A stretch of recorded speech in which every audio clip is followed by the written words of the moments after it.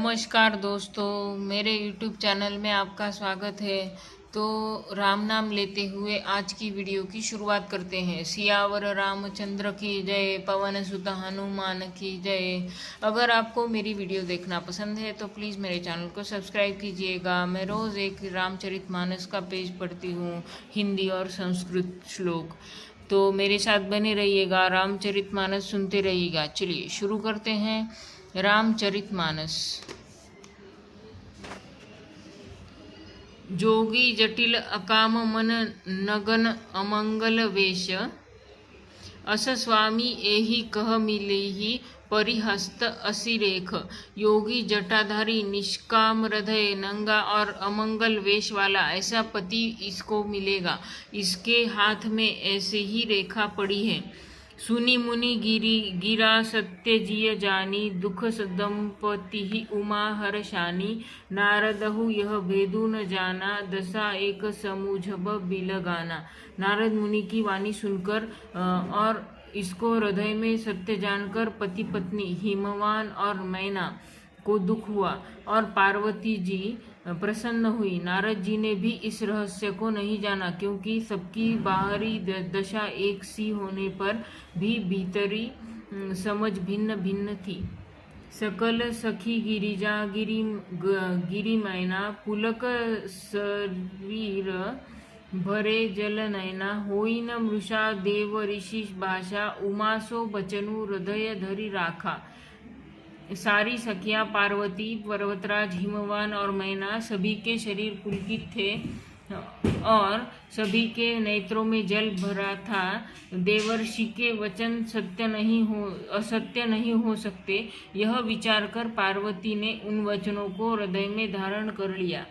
उपजेऊ शिव पद कमल सनेहु, मिलन कठिन मन भा संदेहु। जानी अवसरु प्रीति दुराई, सखी उच्छंग बैठी पुनि जाई। उन्हें शिवजी के चरण कमलों में स्नेह उत्पन्न हो आया, परंतु मन में यह संदेह हुआ कि उनका मिलन कठिन है। अवसर ठीक न जाकर उमा ने अपने प्रेम को छिपा लिया और फिर वे सखी की गोद में जाकर बैठ गई। झूठी न हुई देव ऋषि बानी, सोच ही दंपति सखी सयानी। उर धरी धीर कहई गिरिराऊ, कहु नाथ का करी उपाऊ। देवर्षि की वाणी झूठी नहीं होगी, यह विचार कर हिमवान और मैना और सारी चतुर सखियां चिंता करने लगी। फिर हृदय में धीरज धरकर पर्वतराज ने कहा, हे नाथ, कहिए अब क्या उपाय किया जाए।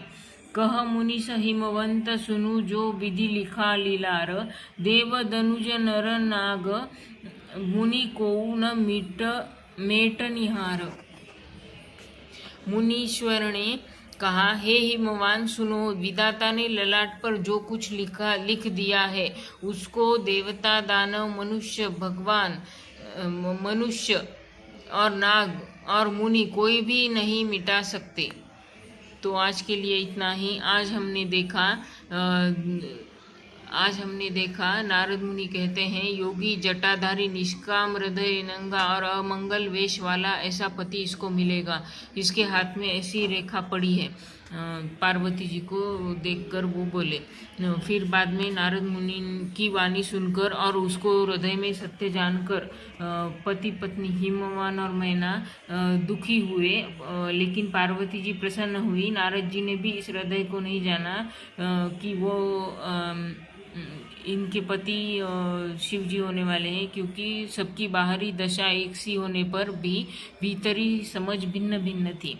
सारी सखियां पार्वती, पर्वतराज, हिमवान और मैना सभी के शरीर पुलकित थे और सभी के नेत्रों में जल भरा था।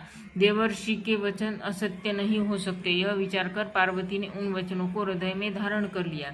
उन्हें शिवजी के चरण कमलों में स्नेह उत्पन्न हो आया, परंतु मन में संदेह हुआ कि उनका मिलन कठिन है। अवसर ठीक न जानकर उमा ने अपने प्रेम को छिपा लिया और फिर सखी की गोद में जाकर बैठ गई। देवर्षि की वाणी झूठी नहीं होगी, यह विचार कर हिमवान और मैना सारी सखियां चिंता करने लगी। फिर हृदय में धीरज धरकर पर्वतराज ने कहा, हे नाथ, कहिए अब क्या उपाय किया जाए। फिर मुनीश्वर ने कहा, हे हिमवान सुनो, विधाता ने ललाट पर जो कुछ लिखा है उसको देवता, दानव, मनुष्य, नाग और मुनि कोई भी नहीं मिटा सकता। जो उसके ललाट पर लिखा है वही होगा, ऐसा नारद मुनि कहते हैं। तो आज के लिए इतना ही, बाकी का हम कल देखेंगे। राम नाम लेते हुए आज की वीडियो यही समाप्त करते हैं। सियावर रामचंद्र की जय, पवन सुत हनुमान की जय। अगर आपको मेरी वीडियो पसंद है तो प्लीज़ चैनल को सब्सक्राइब कीजिएगा और मेरे साथ बने रहिएगा, रामचरितमानस सुनते रहिएगा। धन्यवाद। आपका दिन शुभ हो।